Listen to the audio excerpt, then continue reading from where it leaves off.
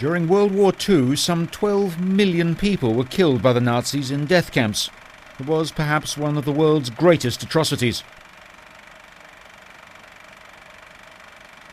For the first time, researchers are now gaining access to 50 million Nazi files that describe the mechanics of this mass murder, now known as the Holocaust.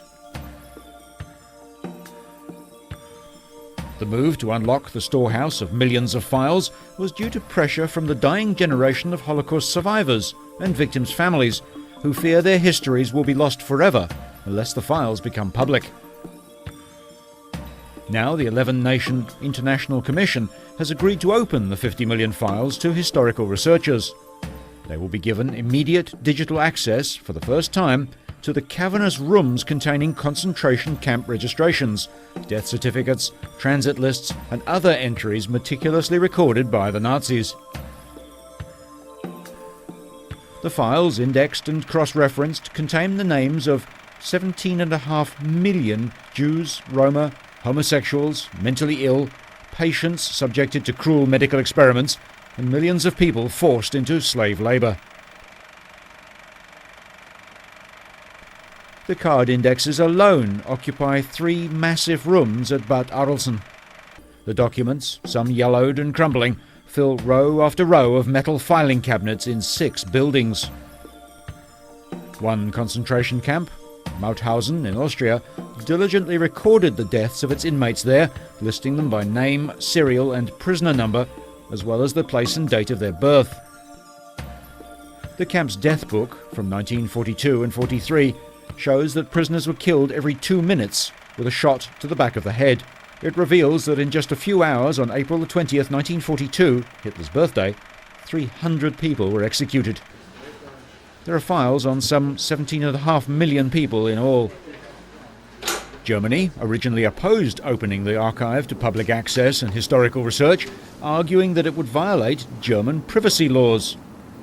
The breakthrough came when Germany agreed to soften its secrecy rules. While most European countries have dealt with the Holocaust legacy, Hungary has only recently decided to regard Holocaust research, documentation and education as a high priority. With the opening of the first Holocaust museum in Central Europe in Budapest, that goal may now be easier to achieve. An estimated 600,000 Hungarians perished in the Holocaust, most of them Jews. Many of the 437,000 Jews were deported to Nazi death camps in less than 2 months in 1944.